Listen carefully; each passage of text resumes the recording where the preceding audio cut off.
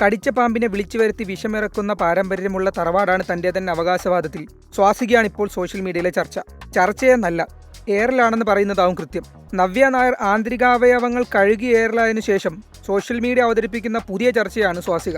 കടിച്ച പാമ്പിനെ തിരിച്ചു വിളിച്ച് അമ്മയുടെ മുത്തച്ഛൻ വിഷമിറക്കുമായിരുന്നു എന്നാണ് സ്വാസിക വെളിപ്പെടുത്തിയത്. ആ സമയത്ത് വീട്ടിലെ തൊഴുത്ത് കത്തുമായിരുന്നത്രേ. പക്ഷേ അത് കുടുംബത്തിന് ദോഷമായതുകൊണ്ട് മുത്തച്ഛൻ പരിപാടി നിർത്തിയെന്ന് അമ്മ പറഞ്ഞറിഞ്ഞെന്ന് സ്വാസിക പറയുന്നു. വരുന്നത് കൊത്തിയ അതേ പാമ്പാണെന്ന് ഉറപ്പുണ്ടോ എന്ന ഷൈൻ ടോമിന്റെ ചോദ്യത്തിന് ഒരു നിശബ്ദതയാണ് സ്വാസികയുടെ മറുപടി. സ്വാസിക നവ്യയ്ക്ക് ഭീഷണിയായി എന്നാണ് ജിനേഷ് മാത്യു കുറിച്ചത്. അടുത്ത തലമുറയിൽ ബുദ്ധിമാന്യം സംഭവിക്കുമെന്ന് പറയുന്നത് ശരി തന്നെയാണ് കേട്ടോ. ഇന്റർവ്യൂ കേൾക്കുമ്പോൾ ശരിക്കും ഇത് മനസ്സിലാകുന്നുണ്ട് എന്നും ജിനേഷ് കുറിച്ചു.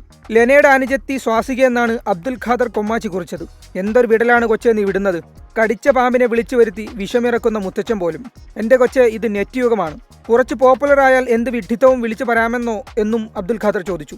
കടിച്ച പാമ്പിനെ വിളിച്ചു വരുത്തി വിഷമിറക്കുന്ന കാര്യത്തിൽ വിയോജിപ്പുണ്ടെങ്കിലും സ്വാസിക അതിനുശേഷം പറഞ്ഞ കാര്യത്തോട് യോജിക്കാതിരിക്കാൻ പറ്റുന്നില്ല എന്നാണ് സാർക്കാസ്റ്റിക്കായി ഷിബു ഗോപാലകൃഷ്ണൻ കുറിച്ചത്.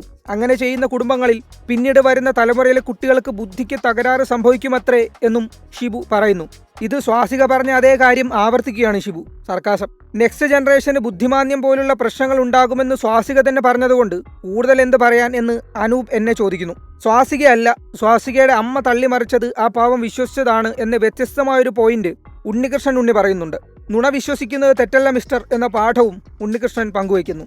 മറ്റൊരു വിഷയമായി അടുത്ത ദിവസം.